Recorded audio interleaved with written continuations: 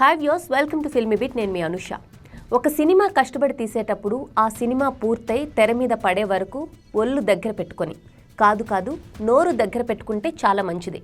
ఎందుకంటే ఒక సినిమా పూర్తవడానికి వెనుక ఎంతోమంది కష్టం ఉంటుంది. అది హిట్ అయి మంచి కలెక్షన్ సాధిస్తే ఎన్నో కుటుంబాలు బ్రతుకుతాయి. కానీ ఆ విషయాన్ని ఈ కాలం మేకర్స్ మర్చిపోతున్నారనే చెప్పాలి. నోరుంది కదా లేదా చేతిలో మైక్ ఉంది కదా అని సంబంధం లేని మాటలు మాట్లాడి సినిమాను రిస్క్లో పెడుతున్నారు.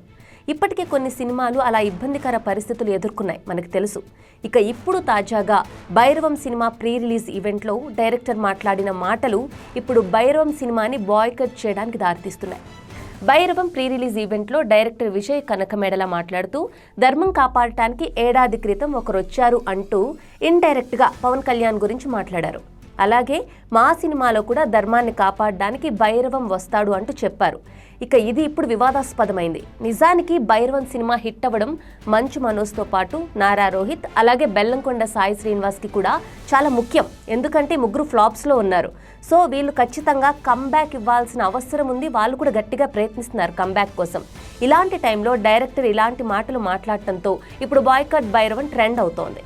డైరెక్టర్ విజయ్ని టార్గెట్ చేస్తూ ఇప్పుడు విమర్శలు ఊపందుకున్నాయి. సాధారణంగా పవన్ కళ్యాణ్ ఏదైనా ఈవెంట్కి హాజరైనప్పుడు ఆ ఈవెంట్లో ఉన్నవారు సినిమా కంటే రాజకీయాల గురించి మాట్లాడడం మొదలైంది గతంలో.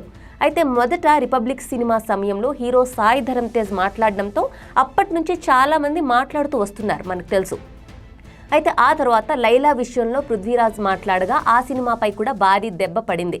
అయితే కంటెంట్ ఉంటే సినిమా విజయాన్ని ఎవ్వరూ ఆపలేరు, అది నిజం. కానీ టికెట్లే అమ్ముడు కాకపోతే ఏం చేస్తారు? లైలా విషయంలో అదే జరిగింది. లైలా సినిమాలో కంటెంట్ లేనప్పటికీ ఓపెనింగ్ కలెక్షన్స్ అయితే రావాలి కదా, కానీ టికెట్స్ సేల్ అవ్వకపోతే ఏమొస్తాయి? అలాగే రామ్ చరణ్ నటించిన గేమ్ చేంజర్ సినిమా విషయంలో కొన్ని సన్నివేశాలపైన పెద్ద చర్చ జరిగింది. ముఖ్యంగా ఇండస్ట్రీకి రాజకీయాలను ముడిపెడుతూ సినిమాలు తీసినా లేదంటే సినిమా ఈవెంట్లో రాజకీయాలు మాట్లాడినా పరిస్థితులు ఎలా ఉంటాయో గడిచిన సినిమాలను చూస్తే మనకిట్టే అర్థమైపోతుంది. ఇకనైనా సినిమా ఇండస్ట్రీ మేలుకోకపోతే చాలా కష్టాలు ఎదురయ్యే పరిస్థితులు అయితే కనిపిస్తున్నాయి. మీకేమనిపిస్తుందో కామెంట్స్ ద్వారా మాకు తెలియజేయండి.